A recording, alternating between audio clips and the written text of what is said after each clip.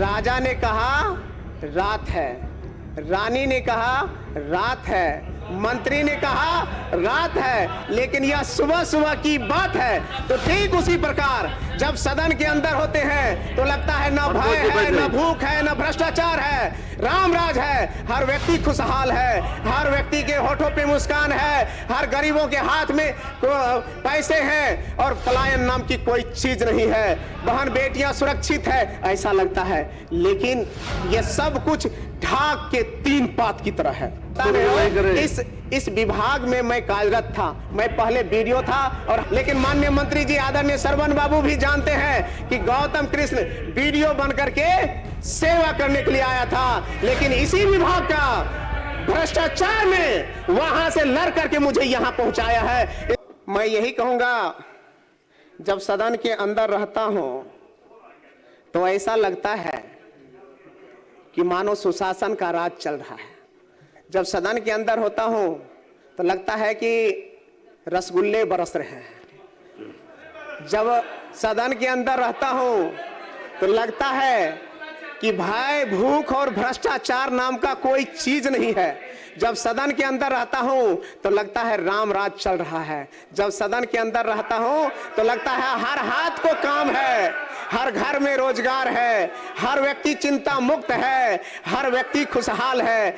ऐसी परिपाटी बना करके जिस तरह से सदन में चलते हैं तो ऐसा ही लगता है, लेकिन जब सदन से बाहर जाता हूं तो वही भय, वही भूख, वही भ्रष्टाचार का माहौल देखने को मिलता है, वही आतंक का राज देखने को मिलता है। इसलिए अध्यक्ष महोदय, मैं ये कहना चाहता हूं कि ये एक कहावत है, इसको भी सुन लिया जाए। कृपया शांति बनाए रखें। है, सुन लिया जाए।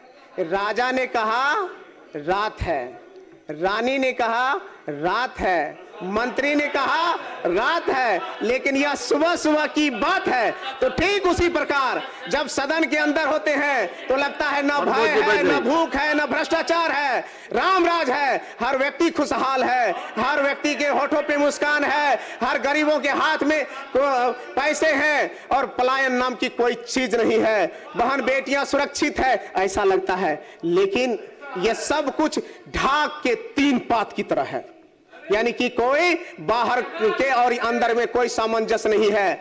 जदयू ने कहा रामराज और सुशासन है, उसी हाँ में हाँ बीजेपी कहते हैं हाँ रामराज है और सुशासन है, एलजेपी कहते हैं रामराज और सुशासन है, लेकिन यह पूरे भ्रष्टाचार और जंगल राज नहीं महाजंगल राज में डूबी हुई सरकार है। इसलिए मैं इस कटौती प्रस्ताव के समर्थन में खड़ा हूं और मैं कहना चाहता हूं जो ग्रामीण विकास विभाग लोगों के जनजीवन से जुड़ा हुआ है, लोगों के आर्थिक उन्नयन से जुड़ा हुआ है, हर व्यक्ति की खुशहाली से जुड़ा हुआ है, हर व्यक्ति के रोजगार से जुड़ा हुआ है, हर व्यक्ति के चेहरे पे मुस्कान से जुड़ा हुआ है। कल कारखाने और उद्योग में स्थापित होकर के पलायन से रुक करके अपने घर में अपने परिवार के साथ रोजगार और जीवन को जीने का विषय से जुड़ा हुआ है। महोदय, मैं ये कहना चाहता हूं, इतने बेहतर विभाग, इतनी संभावनाओं से युक्त विभाग, अभी माननीय मंत्री जी ने कहा कि 23,000 करोड़ रुपए की यह बजट वाला विभाग है, जो पिछले साल मात्र 16,000 करोड़ का था। तो ठीक है, बढ़ाइए, लेकिन मैं यह कहना चाहता हूं कि इस विभाग में जितनी ज्यादा संभावनाएं हैं, जितनी ज्यादा हर व्यक्ति को खुशहाल करने के एक एक तरीके और चीजें मौजूद है, लेकिन अगर थोड़े से हम लोग भ्रष्टाचार, थोड़े से अपनी जिम्मेवारी और थोड़े से अपनी सरकार की निगरानी में करना शुरू करें तो शायद लगता है कि यह खुशहाल होगा। लेकिन मैं कहना चाहता हूं, जिन सदस्य महोदय को पता नहीं हो, इस विभाग में मैं कार्यरत था, मैं पहले वीडियो था और हमारे माननीय मंत्री जी उस दिन हमारे भी मंत्री थे, मैं कहता हूं, लेकिन माननीय मंत्री जी आदरणीय सरवन बाबू भी जानते हैं कि गौतम कृष्ण वीडियो बन करके सेवा करने के लिए आया था, लेकिन इसी विभाग का भ्रष्टाचार में वहां से लड़ करके मुझे यहां पहुंचाया है। इसलिए मैं अपने महिषी और नौहट्टा की जनता को दिल से धन्यवाद और सैल्यूट करता हूं। माननीय आदरणीय लालू प्रसाद यादव जी और तेजस्वी यादव जी को सैल्यूट करना चाहता हूं,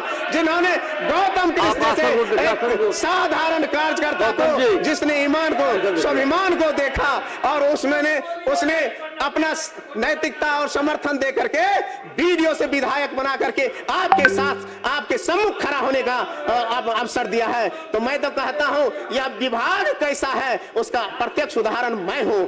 और मेरे रिजाइन लेटर आपको नेट पे मिल जाएगा अध्यक्ष महोदय, और उस समय की खामियों का मैंने जिक्र किया है। और रिजाइन करते हुए उस रिजाइन लेटर में मैंने लिखा था कि मात्र 14 महीने के जो संक्षिप्त मेरे कार्यकाल थे, 14 महीने की संक्षिप्त कार्यकाल में जो मैंने देखा है, 14 महीने एक ईमानदार अधिकारी को किस तरह से तंग किया जाता है, इसका जिक्र मैंने उसमें किया है। 14 महीने के कार्यकाल में किस तरह से मुझ पे अनर्गल आरोप लगाए गए थे और माननीय मंत्री जी ने बिना उस पे कुछ देखे सुने मुझ पे कार्रवाई किए थे। और मैं माननीय मंत्री जी की प्रति आभार व्यक्त करता हूं, शुक्रिया करता हूं और प्रणाम भी करता हूं। अगर आप भ्रष्टाचारियों का साथ नहीं दिए होते तो गौतम कृष्ण ईमान के साथ यहां खड़ा नहीं होता।